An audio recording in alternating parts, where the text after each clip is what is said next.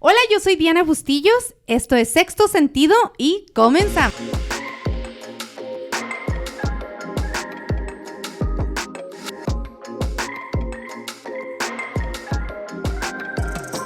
¿Cómo están? Pues bienvenidos, bienvenidas, no se muevan. Este episodio me lo han pedido tanto, que de verdad estaba yo llena de tanta información que quiero compartir con ustedes y de verdad que espero que este episodio les sirva porque hay necesidad allá afuera. Vamos a hablar hoy de la importancia de la salud mental. Y fíjese que este episodio, como se lo digo, me lo han pedido en cuanto a niños y en cuanto a adolescentes. Yo opino que la salud mental, y no sé si usted esté de acuerdo, es un tema que debemos de tomar en serio. No solamente nosotros como adultos, pero también ahora a las nuevas generaciones, ¿verdad? Por muchísimas razones, para evitar enfermedades, para evitar repetir patrones, para evitar muchísimas cosas. Usted quédese aquí. Más si es de la comunidad hispana, déjeme decirle que este tema es un tema tabú. Así es que no se vaya, aprenda con nosotros porque le puede interesar, ya sea que usted lo necesite o que sus hijos, conocidos o alguien se pueda beneficiar de esto. Y no podía tener mejor invitada. Ella estuvo con nosotros aquí el año pasado con un tema también súper interesante, búsquelo, de cómo las emociones afectan físicamente y cómo se reflejan en dolores físicos. Está muy interesante, pero hoy la invitamos nuevamente porque ella es la experta, la que sabe acerca de salud mental. Ella es Eli Mata Bustillos. Muchas gracias, Dana. Un placer enorme estar aquí de nuevo contigo y sobre todo con este tema tan importante. Ay, gracias, Eli, por aceptar hacerlo porque fui con él y le digo, tengo este tema, me lo están pidiendo tanto, es tanta información, es tan interesante y tenemos que hacerlo juntas, entonces me la traje de nuevo. Gracias, Eli. No, como siempre, un placer. De hecho, me dio mucho gusto, Diana, cuando me mencionaste que querías hablar acerca de este tema, porque, como tú dijiste, es un tema tabú. La salud mental en sí es un tema tabú.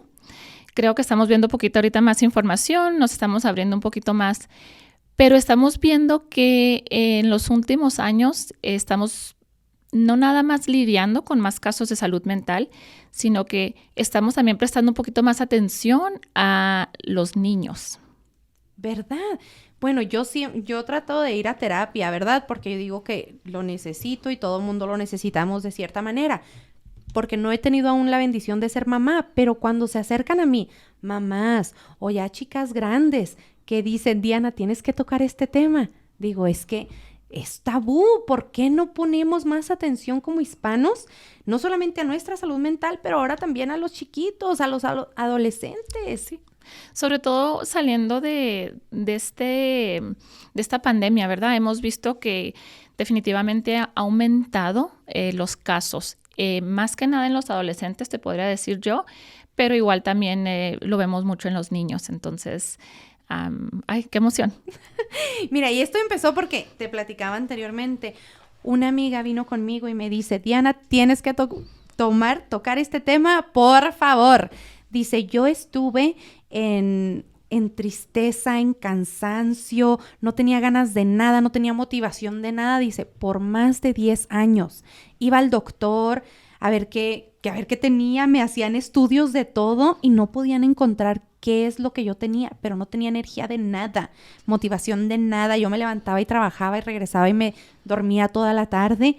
Dice, por años, más de 10 años. Dice, ya después me dijeron, es que es depresión. Alguien me diagnosticó con depresión y yo dije, si alguien me hubiera dicho antes que esto era depresión, yo no hubiera desperdiciado más de 10 años de mi vida. Dice, tienes que tocarlo, este tema, tienes que hacer conciencia en la gente de que es algo real. Y como hispanos decimos, jugamos con eso, porque si vamos con nuestra mamá, salen memes, ¿verdad? Jugando con eso. Pero es verdad, si vamos con nuestra mamá y le decimos, ay mamá, es que me siento sin energías, es que ya tengo un mes que no veo la luz, tengo nada más sueño. ¿Sabes qué? Ponte a trapear, arregla tu cuarto, ahorita se te quita. No nos hacen caso, no piensan que es algo real. pero es el momento de tomar conciencia, entendamos que es algo real, sí es tabú, pero ya no estamos en los años de antes. Este año vamos a cambiar, es nuestra responsabilidad cambiar para nosotros y para nuestros hijos. Claro que sí, y creo que si tenemos la información adecuada, Diana, podemos intervenir, ¿verdad? Porque obviamente en la casa no se va a recibir la ayuda, ¿verdad? Obviamente mamá, papá, hermanos no nos van a brindar esa ayuda profesional que se necesita, pero si por lo menos estas personas tienen el conocimiento o el entendimiento de que esto es real, de que la salud mental existe, de que hay ciertos trastornos que son reales, no son creados en nuestra cabeza, no es una imaginación, no es que seamos flojos, porque cuántas veces no escuchamos. Creo que esa es la palabra que más usamos con los adolescentes, ¿verdad? Y no te puedo decir cuántas mamás o cuántos adolescentes tengo yo, y la primer queja es de que es que son flojos. Entonces, me fascina trabajar con adolescentes porque ves el cambio en la terapia, en la sesión, y no es que sean flojos, a lo mejor está pasando algo más ahí, aparte de que claro que hay un cambio hormonal, ¿verdad? Pero crear un niño es un reto, Diana, es un reto. Entonces, imagínate, aún en las mejores circunstancias, cuando todo va bien, tienen cambios de comportamiento, tienen cambios de humor, de repente incluso hasta agresión, a veces se vuelven un poquito agresivos. Hay que tomar en cuenta que el desarrollo normal de un niño permite que haya ciertos comportamientos, ¿verdad? Que un niño de repente le salga la agresión no necesariamente significa que es un niño agresivo ni que es un niño que tiene problemas. Quizás simplemente está experimentando con esta emoción y debemos de permitirle. Ahora, a veces andan irritables en la adolescencia, el cambio hormonal. Las niñas y los niños son muy distintos, ¿verdad? Entonces, y también cada niño es distinto. Si yo tengo 3 niños en casa, yo no puedo tener la expectativa o esperar de que cada niño tenga el mismo comportamiento. Ahora, estamos hablando de retos normales, retos de ser niño, retos de ser adolescente. ¿Cuándo se vuelve un problema y cuándo es cuando debemos nosotros, como papás o como adultos, empezar a decir, bueno, a lo mejor aquí ya es algo más, a lo mejor ya esto no es parte del desarrollo normal? Cuando estos comportamientos que mencioné, agresividad, estar irritado, cuando se vuelven con más frecuencia, por ejemplo, cuando son comportamientos ya con frecuencia, es cuando tenemos que empezar nosotros a decir, bueno, a tomar en cuenta que a lo mejor ya hay algo más allá, algo que a lo mejor tenemos que evaluar. Y de hecho tengo una lista, ¿verdad?, de trastornos, pero creo que los más comunes que vemos en la niñez vienen siendo la ansiedad, lo que es déficit de atención con hiperactividad, que aquí lo conocemos como ADHD, que usualmente se recomienda medicamento. Es lo más básico que veo yo casi siempre cuando veo un niño que es diagnosticado con déficit de atención, con hiperactividad, están medicados. Tenemos autismo, pero ahí se desarrolla en autismo, por ejemplo, ya tenemos más información. Ya antes pensábamos que nada más había como una severidad, ¿verdad? Un grado muy severo de autismo, y estamos viendo un espectro que ya puede ser de muy leve a algo un poquito ya más severo. Entonces es importante también detectar, ¿verdad?, si existe eso. La depresión es un trastorno en niños que estamos viendo también mucho, al igual con otros problemas del estado de ánimo. Y algunos de esos problemas o trastornos, Eli, son hereditarios. Fíjate que sí, podríamos decir que son hereditarios, y hay un dilema, ¿verdad? Hay ciertas teorías que dicen no. Son completamente a consecuencia de las experiencias de la vida, pero sabemos que sí hay ciertos trastornos hereditarios, o podemos tener la posibilidad a lo mejor de desarrollar. Por ejemplo, está el trastorno, para terminar, quedan 2 trastornos alimenticios que vienen siendo los problemas de alimentación, por ejemplo, la bulimia, anorexia, que también a veces pensamos que nada más las niñas sufren de estos trastornos y no es cierto, ¿verdad? También hay niños que padecen de ciertos trastornos alimenticios. Y luego tenemos el trastorno de estrés postraumático, que ahí básicamente eso sí va a ser a consecuencia de alguna situación estresante, algún trauma, algo a donde el niño estuvo expuesto o algo que el niño vio que le causó un trauma. Entonces, si regresamos a los trastornos que a lo mejor pueden ser hereditarios, hay un debate donde ciertas teorías o ciertos profesionales dirían la ansiedad y la depresión, pero ahí surge el dilema, Diana, donde qué tanto es hereditario, qué tanto es que yo observé que mamá lidiaba con esto, estos son los síntomas que presentaba, por lo tanto yo los adquirí como míos. Entonces, es una muy buena pregunta. Es una pregunta no que vengan nuestros genes, sino que lo aprendimos, ¿verdad? Al verlo. Y te digo, cada caso es distinto, entonces obviamente no vamos a descartar ni una posibilidad ni la otra, pero ¿qué es lo que más le va a servir a ese niño? ¿Qué diagnóstico? Dependiendo del diagnóstico que tenga, cuál va a ser el enfoque, ¿verdad? Si nosotros nos vamos a enfocar y decir, es que tú es hereditario y ya, o sea, lo heredaste de tu mamá, vienen tus genes, entonces sí hay que tener mucho cuidado con la forma en la que abordamos, ¿verdad? Ese Porque tema. Lo aceptan y dicen, ya, o sea, es algo que traigo en los genes. Porque a mí me toca mucho ver casos así. De niñas que las han diagnosticado con depresión y es que mi mamá tenía depresión, mi abuelita tenía depresión, entonces ya se vuelve algo... Y piensan que es algo normal y que lo tienen que aceptar, ¿verdad? Ajá, y de luego, cierta manera. También es que hay algunos trastornos que se pueden ver, ¿verdad? Que es fácil para los papás detectar y decir, mi hijo está pasando por esto, se ve raro en esto, está actuando diferente en esto, pero hay también trastornos que no se notan y es lo que se me hace un poquito más alarmante y más de cuidado, porque ¿cómo notar cuando tu hijo está pasando por algún problema o está teniendo algún trastorno y no lo detectas, no lo agarras hasta que ya se escala a otro nivel donde sí necesita ayuda profesional? Claro que sí, y creo que eso ocurre incluso aunque tengamos a veces la información, porque sobre todo en la adolescencia hay niños y niñas que son tan buenos para esconder ciertos síntomas. Yo digo que siempre hay banderitas rojas, ¿verdad? Pero a veces, también vivimos, o sea, no siempre vamos a estar enfocados en esas banderitas rojas, ¿verdad? Como mamá, como papá, a veces estamos ocupados en tantas cosas que vemos ciertos comportamientos y a lo mejor los atribuimos a algo normal.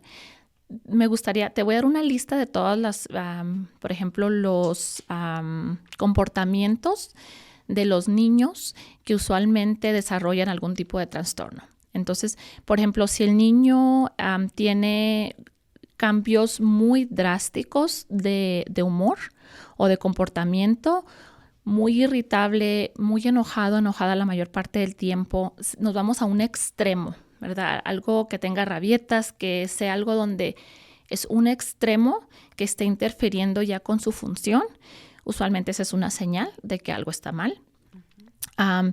Si hablan con frecuencia de miedos, de temores, si por ejemplo le tienen miedo a la oscuridad, no quieren dormir a solas, dicen que hay monstruos debajo de su cama, que hay monstruos en el closet, que normalmente como niño muchas veces eso sucede, pero ya cuando se vuelve un extremo de que el niño se levanta por las noches y se va a dormir con mamá, que no puede dormir con la luz apagada, cuando está esto interfiriendo ya demasiado, hay que observar, hay que poner atención porque posiblemente algo puede estar pasando y más adelante hablo acerca de qué es lo que puede pasar con cada comportamiento. Si se quejan con frecuencia de dolores de cabeza, dolores de estómago, son los más comunes, presión en el pecho y no hay una razón médica, ¿verdad? Que vayan al doctor, que vayan al médico, los evalúan, todo está bien, les hacen un examen. Entonces, si no hay un problema médico, usualmente es algo psicológico, algo está pasando. Y es el tema que habíamos mencionado el año pasado, ¿verdad? Para que lo busque. Porque esas emociones, esos sentimientos se reflejan en el cuerpo, ¿verdad? Y yo le comentaba a Eli el año pasado, es que yo tengo un dolor en la panza que no se me va, parece que me arde, no sé qué. Y es que eran emociones que yo Sí. estaba... Entonces, igual pasa con sus hijos. Si algo está doliéndole crónico, que ya lleva rato, que tiene dolor de cabeza, que tiene algo que le está afectando físicamente, tiene que tomar cuidado. Algo está pasando, algo no está bien, entonces hay que tomar en cuenta. El siguiente es si, por ejemplo, el niño tiene mucha dificultad o la niña para mantenerse quieto, si siempre se está moviendo constantemente, esto empieza ya a interrumpir las actividades en la escuela, empieza a interferir con la educación, en la casa siempre está activo, parece que tiene mucha energía. También, ¿verdad? Que no está de malo hacer una evaluación. Si duermen demasiado o no duermen bien. Entonces, el trastorno del sueño se afecta mucho cuando hay un trastorno de salud mental. ¿Qué significa eso? Que de repente los niños dejan de dormir, tienen pesadillas frecuentes, tienen insomnio, se quedan dormidos y están despertando constantemente o están durmiendo demasiado. Duermen toda la noche y aparte en el día están tomando sus siestas, llegan a la casa de la escuela y quieren estar durmiendo el fin de semana. Es normal que en la adolescencia los niños quieran dormir un poquito más tarde, pero ya cuando es algo excesivo, que ya el niño está dejando de hacer actividades por estar durmiendo, también es una alerta. Si tienen problemas en la escuela con las calificaciones, problemas de aprendizaje, si de repente el niño va bien y esas calificaciones empiezan a bajar, eso también puede ser una señal. No todos los niños presentan, es interesante porque yo he tenido niños en el consultorio que están atravesando por situaciones tan difíciles, Diana, y llevan un promedio excelente. Entonces, hay algunos niños como que se refugian en la escuela y eso es como que lo que les da esa motivación, pero por lo general las calificaciones empiezan a bajar. Si vemos un descenso en esa área y empiezan, por ejemplo, a tener muchos temores a la muerte. Empiezan a temer a que se van a morir ellos o a que se va a morir un familiar, a que algo le va a pasar a mamá, que algo le va a pasar. Eso, puede pasar también a raíz de una pérdida, ¿verdad? Vamos a decir que era muy cercano con el abuelito y el abuelito fallece y se quedan como, sienten ese vacío, esa soledad, y ahora ¿a quién voy a perder? O a lo mejor ya me va a tocar también a mí, ¿verdad? Correcto. Porque yo he visto sí, porque es un trauma. Casos. Y sabes que muchas veces o tratamos como de privar a los niños de esa información, como que no los informamos de la muerte. Entonces, pero ellos se dan cuenta. O sea, como que mi abuelito de repente ya no está aquí, a lo mejor no vivía aquí, vivía en México, pero ya no. Entonces, tenemos que hablar con ellos y tenemos que explicarles el proceso de la vida. Y desafortunadamente, la muerte es el proceso de la vida, ¿verdad? Entonces, cuando no los informamos, vemos que eso crea un trauma y empiezan los niños a tener ese temor. Pero también cuando hay ansiedad, la ansiedad empiezan a sentir mucho miedo, incluso en los adultos. Yo sé que a lo mejor hay adultos que nos están escuchando que dicen, oye, me pasa eso, donde yo constantemente estoy pensando en el temor de que me pase algo a mí o de que le pase algo a mis seres queridos.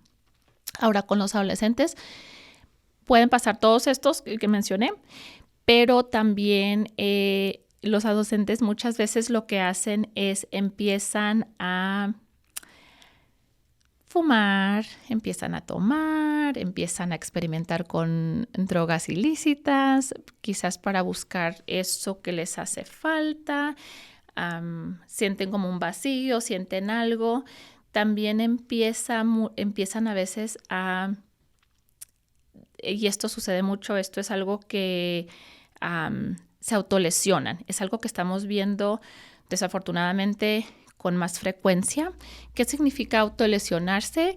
Cuando empiezan a cortarse, empiezan a dañarse ellos su propio cuerpo. ¿Y eso es por qué lo ocasiona? Como ya el que llegues a dañar tu cuerpo, ¿qué? Fíjate que usualmente es el dolor que sienten ellos, que están buscando una forma como de sacar eso que traen aquí. Entonces empiezan a enfocarse. He tenido varios casos. De hecho, yo siempre que les pregunto es, ¿por qué? O sea, ¿qué sientes tú cuando tú te estás cortando, cuando tú estás haciendo? Y usualmente es eso, es quiero o dejar de pensar en lo que estoy pensando y enfocarme en otra cosa, que mi dolor sea físico, o quiero empezar a sacar ese dolor que traigo y transformarlo aquí. Es como un enfoque para... Fuera de su mente. Uh-huh. Y te voy a decir una cosa, muchas veces comienzan aquí, en las muñecas, en los brazos, y cuando de repente mamá o papá se dan cuenta que lo están haciendo o algún adulto, hacen el cambio, no es que lo dejen de hacer, hacen el cambio a otra parte de su cuerpo. Y en el estómago o en las piernas. Wow. Empiecen a hacerlo aquí en la parte de su pierna. Uh-huh. Y en el estómago. Entonces, sí, hay que estar, papás, hay que estar alertas. Si de repente su adolescente se está cortando y deja de hacerlo de un día para otro sin recibir ninguna ayuda psicológica, probablemente no es que dejó de hacerlo, es que simplemente cambió de lugar de su cuerpo. También debajo del brazo. A veces, lugares donde lo pueden esconder. Ahora, en la muñeca no se puede esconder, entonces eso no es interesante. Esta es una forma de decir, hey, es un grito de auxilio, ayúdenme, está pasando algo. Que también esto muchas veces a veces no necesariamente lo dicen de esa manera, pero sí, o sea, es muy obvio, ¿verdad? Si yo volteo a verte tus muñecas, tus manos, voy a ver que estás lesionada. Pero lo que hacen a veces es que lo quieren cubrir, entonces empiezan a usar sudaderas. Y esa es otra cosa con los adolescentes, cambian su vestimento a algo muy drástico. Las niñas, por ejemplo, las niñas que han sufrido algún tipo de abuso sexual, y los niños también, pero las niñas suelen hacer un cambio muy drástico de su vestimento. Se van a un extremo de que empiezan a vestirse, por ejemplo, muy sensual. Bueno, sensual, se van de un lado a otro, como un poquito más descotadas, un poquito más, o se van completamente al extremo completo, donde empiezan a ponerse sus sudaderas muy grandes, pantalón, siempre cubriéndose, incluso en tiempo de calor, siempre andan muy cubiertas y muy cubiertos. Los niños también presentan ese comportamiento. Eli, también cuando estaba platicando con un amigo acerca de tocar este tema de salud mental en los niños, él me dice, tienes que tocar el de las redes sociales. Porque ahora las redes sociales, parece que todo mundo tenemos acceso, pero así a ellas. Pero cuando se trata de unos chiquitos de 8 años, 10 años, que yo lo he visto que están en el TikTok todo el día, digo, oye, a veces yo me encuentro cosas en TikTok y digo, ¿qué es esto? Ahora imagínate los niños, ¿cómo no les afectará? Y lo que pasa es que, como tú dices, o sea, se están recibiendo esta información y no la están recibiendo de las personas adecuadas, ¿verdad? Primero que nada, ahí está el problema, porque hay muchos otros más problemas. En las redes sociales ya hay acceso y suben de todo. Pero si empezamos a hablar de ciertos temas, por ejemplo, el tema de la sexualidad, el tema de... hay muchos temas que debemos de tocar en casa, porque si no los hablamos nosotros, lo van a ver en otro lado y lo van a ver erróneamente. O sea, va a ser algo, el tema de las drogas, el tema del alcohol. Pero también estamos viendo que en las redes sociales lo que está haciendo es como que les está mandando un mensaje a los niños de que esto es correcto, esto está bien. Es divertido. Es divertido. La agresión ha aumentado. Hemos visto casos, ¿verdad? Muchísimos casos, desafortunadamente. La agresión, las armas, ¿verdad? Los niños ya no lo ven como... Bueno, en mi época yo nunca vi un arma. Y aparte yo creo que yo como era más como respeto. Ya los niños ya lo ven como, es un juguete, porque está saliéndose fuera de la realidad. Tantos juegos que hay. Incluso puedes entrar a TikTok o a YouTube y puedes ver videos donde se graban jugando videojuegos. O sea, eso es algo también normal. Entonces, ya se están saliendo fuera de la realidad. Ya no se están dando cuenta que esto es real. Un arma es real. Y luego el consumo de las drogas, el uso de las drogas. Ahorita estamos viendo mucho los vapes. ¿Y el fentanilo? Uy, el fentanilo, ahorita sí. El fentanilo es como ir a comprar dulces. Y es muy peligroso. Muy, muy peligroso. Entonces, sí, los niños tienen acceso a tantas cosas y a veces es cómodo para nosotros como papás, ¿verdad? Porque si yo logro que mi hijo me deje cocinar o me deje hacer lo que tengo que hacer y le pongo una tableta o le pongo un teléfono, me va a dejar hacer lo que tengo que hacer. Entonces ahí tenemos nosotros que tener mucho cuidado también de qué estamos permitiendo, porque hay que tomar en cuenta que la información que están recibiendo nuestros hijos, la educación, los principios, lo más importante viene de casa, lo que estamos nosotros haciendo en casa. Ya, claro que van a adquirir ciertas cosas por fuera, eso no lo podemos evitar, pero lo básico, lo esencial, lo vamos a moldear nosotros. Entonces, hay que informarnos, hay que entrar, hay que bajar todas las redes sociales, ¿verdad? Como papás, no porque las vayamos a usar, pero para saber. Yo salí a una red social o escucho de una red social nueva con mis pacientes en la terapia o con mis hijos y yo voy a ver qué es. Yo tengo mi teléfono lleno de redes sociales que no, o aplicaciones que no necesariamente uso, pero porque necesito saber qué es lo qué es esto, en qué consiste esto. Y es que están expuestos a tanta cosa, Eli. Yo digo, ¿cómo puede ser? O no sé, como dices tú, a lo mejor los papás con tal de que los dejen hacer sus quehaceres o en paz por un momento, les dan la tablet y les abren redes sociales. Pero ¿cómo puede ser que niños tan chiquitos tengan acceso a información que a veces ni uno como adulto entiende?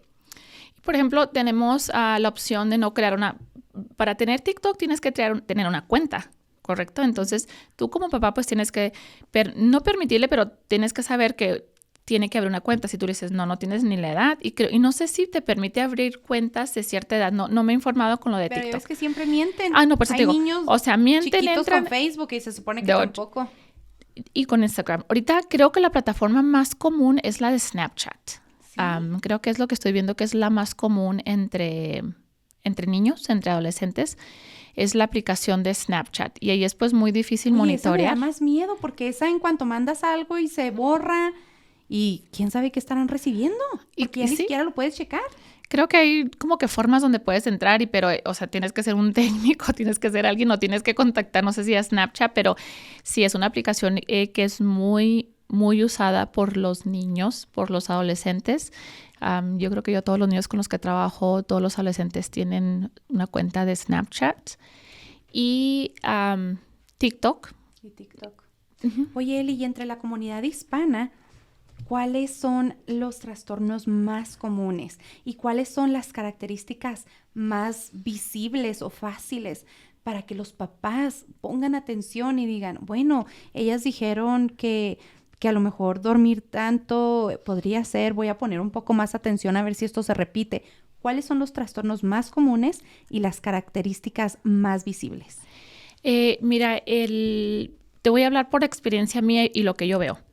Y obviamente pues las estadísticas también hablan un poquito de esto.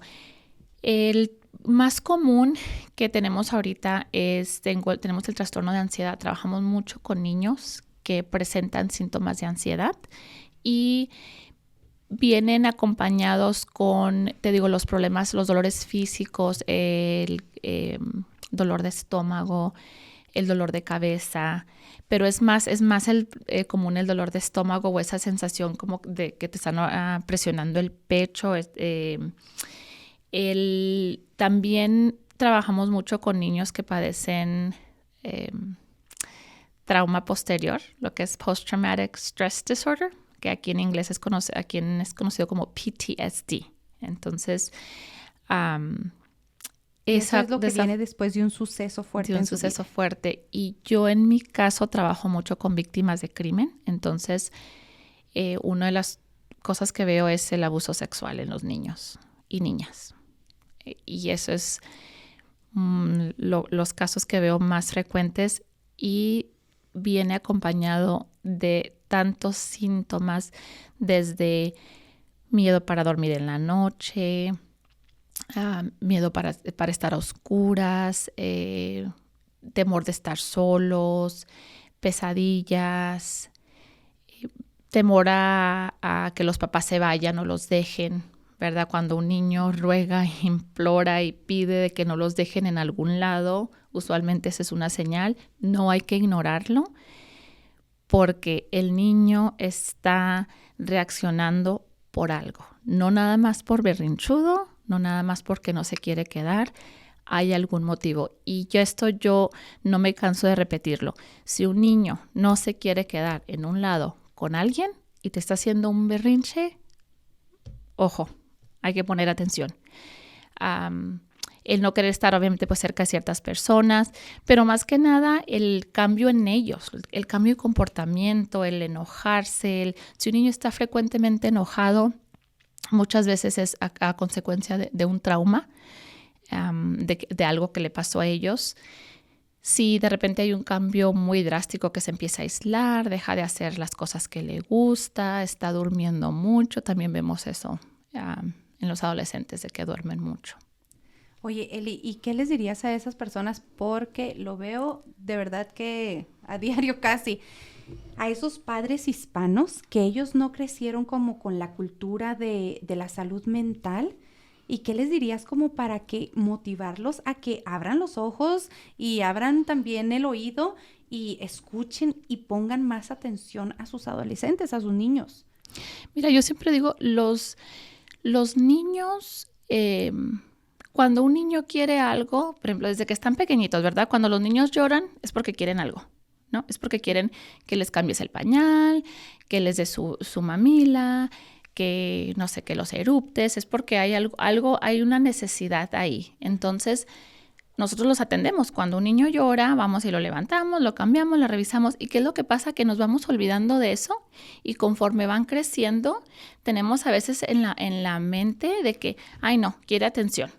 ¿Cuántas veces no escuchamos de que es un niño mimado, que es un niño consentido? Nada más quiere estar llamando la atención.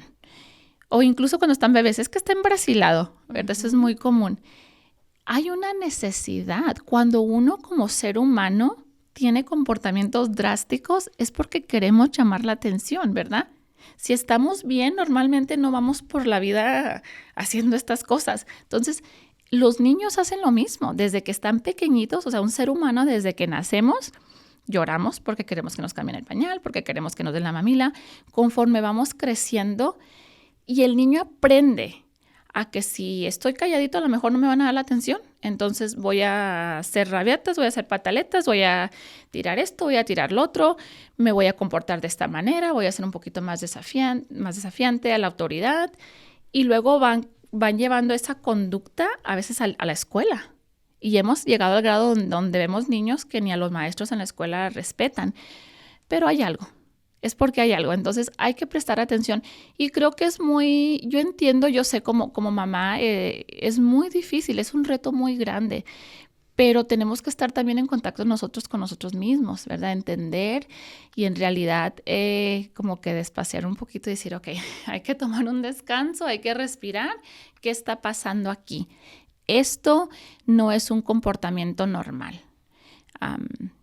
Los niños van a reaccionar ante las situaciones, ante lo que esté pasando. Entonces es muy importante buscar ayuda.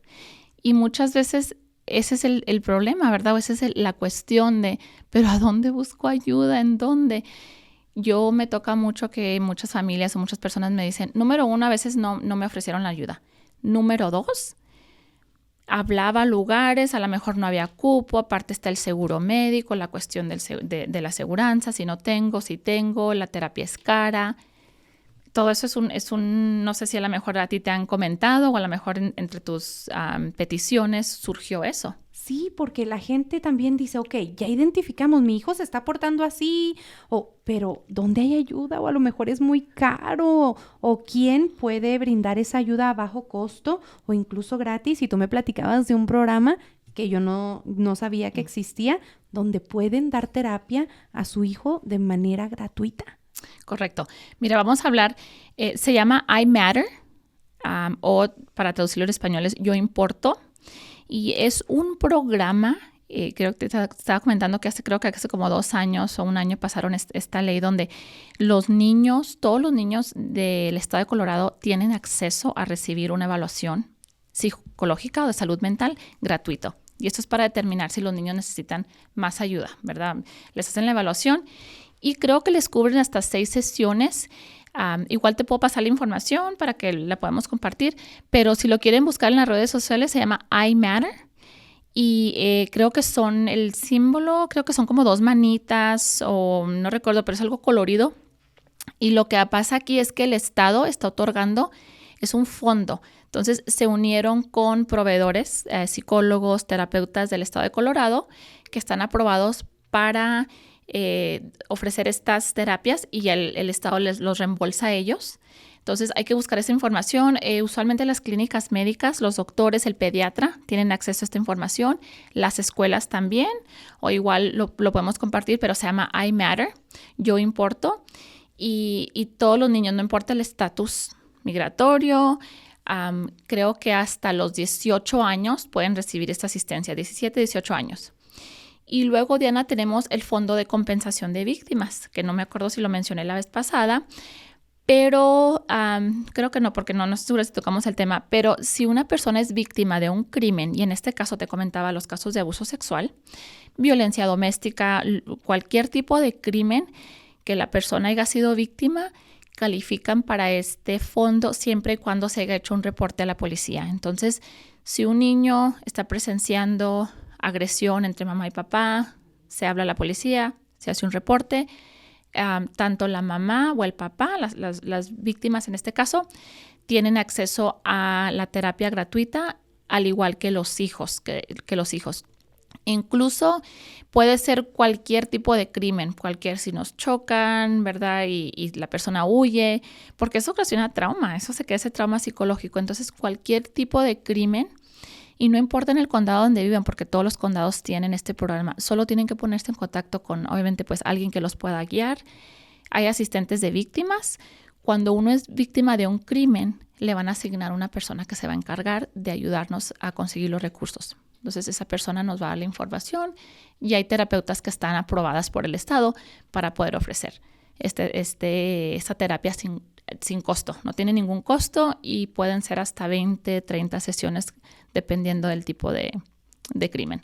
Mira, es que hay oportunidades y la gente no sabe de esta información. Yo no sabía y yo voy a terapia. ¿Sí? Pero yo no sabía que también había otra opción para poder compartir con la gente de manera gratuita y sin importar estatus y sin importar nada. Recuerden que aquí no importa el estatus migratorio. Las asistencias y las ayudas que se ofrecen, obviamente pues tenemos lo que es Medicaid, que ahí sí requiere, ¿verdad?, un estatus. Pero, por ejemplo, todos estos fondos, hay organizaciones que ofrecen ayuda, hay muchos programas. Lo único es que tenemos que buscarlos y tenemos que, a veces desafortunadamente pues no hay esa información en nuestra comunidad. Otra cosa que vemos es que a veces no hay muchos proveedores que hablen español. Entonces creo que por eso está tan limitada la información que sale a nuestra comunidad. Tenemos también obviamente pues Medicaid y los seguros médicos, que dependiendo qué cobertura tengan, pues ahí también se busca un proveedor de terapia, psicólogo, terapeuta, consejero y ya eso cubre la parte también de la terapia. Eli, ¿y algo que te gustaría como para cerrar? Una experiencia con un resultado que tú hayas tenido en cuanto a tratar a un niño víctima de algún crimen o algo y cómo la ayuda terapéutica lo apoyó a salir adelante? Algo así para que algo la impactante. Gente vea que es real. Mira, tengo tantos casos tan impactantes, pero recientemente tengo uno que el niño ya está terminando la terapia. Él comenzó conmigo a la edad de los 9, casi 10 años. Ahorita tiene 14 años. Y era un niño que fue víctima de una situación, de un abuso sexual. Un acoso sexual. Y pues él lo trajo mamá, él no quería venir. Aparte él tenía 9, 10 añitos, no hablaba de lo que pasó. Por 2 años lo vi, pero él no quería venir. Cuando entró, me tocó verlo cuando entró como que esa fase de la adolescencia, entonces estuvo un tiempo retirado de la terapia por cuestiones de que no lo podían traer, o sea, cuestiones de la familia, mamá trabajaba, pero la mamá era muy persistente. Era como que si de repente yo ya no hacía cita con él o me cancelaban y yo ya no les hablaba, Eli, la cita, siempre estuvo ahí y es una mamá que ella decía, no, es que yo quiero que mi hijo, y obviamente yo lo veía una vez a la semana, una vez cada 2 semanas, entonces ella veía las cosas en la casa que yo no veía en la sesión. Este niño llegó, Diana, y no me volteaba a ver. O sea, él así con la mirada hacia abajo, él no hacía contacto conmigo. Yo creo que duramos mucho tiempo donde yo no lograba, pero no te miento, estas últimas sesiones, de hecho yo le dije, ya se te van a acabar las terapias, le cubrió el Fondo de Compensación de Víctimas, y yo siempre le di la opción de irse, siempre le di la opción, le dije, tú no tienes que estar aquí, si tú no quieres, si tú sientes que no te estás beneficiando. Y él me decía, es que yo tengo que venir porque mi mamá me dice que tengo que venir. Y un día hablé con la mamá y le dije, mire, ¿no quiere venir? Siento yo que no quiere venir. Y me dice, no, ¿sabe lo que me dice? Llévame con mi psicóloga. Cuando lo regaño en la casa, cualquier cosa, llévame con mi psicóloga. Y pasó una situación en la escuela donde él tuvo unos problemas. Y lo primero que él pidió fue hablar conmigo. Lo primero que él pidió, cuando la mamá me dijo, yo dije, ay, lo que hago, por esto hago lo que hago. Lo primero que él dijo es, yo quiero ir a hablar con Eli. Sácame una cita con Eli. Y ya teníamos una cita programada, entonces la mamá me habla y me dice, ¿cree que podemos adelantar la cita? Le dije, claro que sí, le adelanté la cita. Y en cuanto llegó, todo, o sea, él me platicó. Soltó. Todo, incluso cosas que no le había dicho a mamá, o sea, platicó conmigo, viéndome. Ya tenía tiempo que ya me empezaba a ver un poquito más, pero es un niño completamente distinto, no nada más en la sesión conmigo, pero afuera. La mamá me dice, ya convive, ya sale del cuarto, cena con nosotros. De por sí que es un niño muy, por ejemplo, le gusta mucho su espacio, estar solo, es muy introvertido, pero hemos visto un cambio. Y Diana, nunca se me va a olvidar cuando la mamá me dijo, lo primero que él me pidió fue hablar con Eli. Dije, por esto hago lo que hago, porque uno piensa que no, pero hay un impacto, hay un cambio. Nosotros plantamos ahí la semillita y la regamos y con el tiempo da frutos. Y a lo mejor es como un alivio, ¿verdad? Para él, me imagino como que el ir a desahogarse contigo, algo que no le podía decir a mamá. Sí, y aparte yo creo que dentro de él sentía como que este es un espacio seguro, yo aquí puedo venir. Y a veces hablaba porque yo le preguntaba. Uh-huh. Me tomó mucho tiempo, creo que ha sido el paciente, ¿verdad?, que ha tenido más tiempo, pero siento como que logramos, ¿me entiendes? Uh-huh. Como que rompimos esa barrera y logramos, y esto a él le ha servido. Esto finalmente él habló conmigo acerca de lo que le pasó, y es un niño de 14 años, entonces finalmente hablamos acerca de la situación del abuso, hablamos de cómo se sentía, hablamos de muchas cosas, ¿verdad? Pero hace apenas, te voy a decir, unos 6 meses que empezamos a hablar de eso. Entonces, como que él finalmente se sintió, no sé si cómodo, Diana, o no sé si a lo mejor en la etapa de la adolescencia muchas veces necesitamos a alguien, uh-huh, alguien que nos escuche. Y desafortunadamente ese alguien no siempre va a ser mamá y papá. Muchas veces tiene que ser alguien de por fuera. ¿Por qué? Porque a esa edad es muy importante sentirnos que no nos juzgan, que no nos critican. Y vamos a sentir a veces que mamá y papá, a lo mejor, ¿por qué? Porque como mamá y papá queremos lo mejor para nuestros hijos. Entonces, ¿qué vamos a hacer? Vamos a regañar. Uh-huh. Por eso es tan importante la terapia. Y yo cierro como tratando de hacer conciencia de lo importante que es buscar ayuda. Yo, al igual con mi terapeuta, cuando me atoro, voy con ella. Y luego a veces yo tengo mis juntas por Zoom. Tú también atiendes por Zoom, claro, ¿verdad? Si no, sí, pueden venir al consultorio. Así es que en cualquier parte de Colorado, fuera de Colorado, en México, la pueden contactar a Eli. Ahorita nos va a dar su información. Pero yo iba con mi psicóloga y también descargaba, ¿verdad? Y en ese entonces estaba viviendo hace unos meses una prima conmigo. Y ella llegaba y yo, así ya hasta como llorosa, me decía, ya tuviste tu sesión, ¿verdad? Porque estaba tranquila, porque estaba descargada. Entonces es bien importante para nosotros como adultos buscar ayuda, buscar la manera de tener una calidad de vida. Si tenemos esa piedrita en el zapato que no nos deja caminar a gusto, uh-huh, es momento de sacarla. Basta de tabús, eso ya está en los años pasados. Es momento de hacer un cambio, es un momento de hacer un cambio para usted, para que usted tenga una mejor calidad de vida y también para sus hijos, para que no se repitan esas conductas que usted tuvo, esos patrones o esos traumas que ellos a lo mejor vieron, que a lo mejor los están afectando. vamos cortando con eso. Es importante buscar ayuda. Ahora sí, Eli, dinos dónde te encontramos, dónde te puede buscar la gente. Claro que sí. Ahora, de antemano, si por cualquier motivo no los puedo atender yo, obviamente pues yo los puedo canalizar con alguien. Entonces, me pueden marcar al 720-810-4063. Déjenme un mensaje, me tardo 24 horas a veces o más en regresar las llamadas, tengo el teléfono saturado, pero igual me pueden buscar en las redes sociales. Estamos en Instagram como Latino Counseling, o me pueden buscar Eli-Mata en Instagram. Igual ahí me mandan un mensajito, dependiendo de cuál sea la situación. Igual si no los puedo atender yo, con gusto yo los canalizo. Hemos tenido algunas personas que nos han contactado después del último podcast que hicimos, y muchas veces pues yo estoy ocupada o las chicas que trabajan conmigo, ¿verdad? Pero siempre vamos a buscar la forma, el recurso para canalizarlos con las personas adecuadas para que reciban el tratamiento. Sí, así que anótalo el número de teléfono, porque también después del episodio pasado que hicimos juntas, me llegaba, sí, mándeme su teléfono. Entonces ahí andaba yo buscándolo. No, anótelo desde un momento, anota el teléfono de Eli. Dilo de nuevo el teléfono, Eli. Es 720-810-4063. Y ellos están localizados aquí en Colorado, pero nuevamente usted puede tomar su cita por Zoom, igual como yo lo hago. Como no tenemos tiempo de andar viajando, usted vive fuera, siempre hay una manera de conectarnos y siempre hay una manera de ayudarnos. Y si usted tiene cualquier pregunta o tiene una duda acerca de lo que habló Eli, pues mándenos también su mensajito, comente, y pues nos aseguraremos que le buscamos una respuesta.